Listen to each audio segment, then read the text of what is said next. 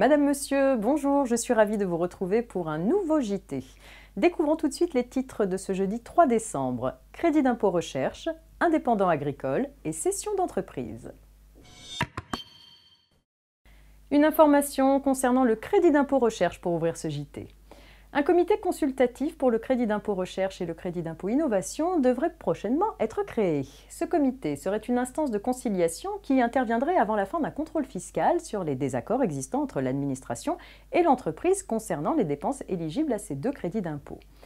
Plus précisément, il serait soumis au comité des désaccords sur la réalité de l'affectation à la recherche ou à l'innovation des dépenses prises en compte pour calculer les crédits d'impôt. Le comité devrait, sans trancher une question de droit, se prononcer sur la nature et la qualification des dépenses de recherche ou d'innovation ouvrant droit au crédit d'impôt. Les contribuables pourraient saisir ce comité pour les propositions de rectification adressées à compter du 1er juillet 2016. L'avis rendu par le comité consultatif sur la qualification des dépenses ouvrant droit au CIR serait notifié à l'entreprise. Indépendant agricole à présent, et cette information. L'assiette des cotisations minimales de maladie, d'invalidité et de maternité du chef d'exploitation ou d'entreprise agricole est modifiée à la baisse pour les années 2015 et 2016. Ainsi, ces cotisations minimales sont calculées sur un revenu professionnel annuel égal à 11% du plafond annuel de la sécurité sociale, soit 4 184 € pour 2015, au lieu de 800 fois le montant horaire du SMIC, soit 7 688 €.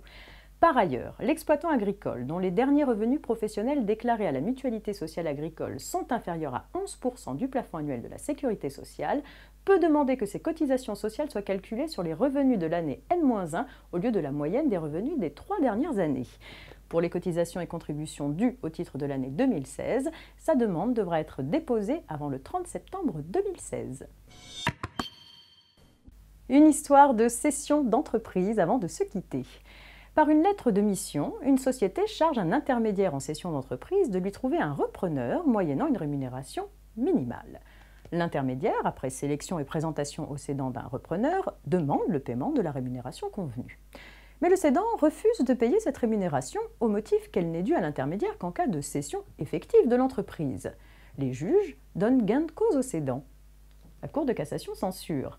Elle relève que la lettre de mission prévoyait le paiement d'une rémunération minimale à l'intermédiaire en cas de refus d'une offre de reprise par un candidat proposé par l'intermédiaire. C'est la fin de cette édition. Bonne journée à tous et à demain.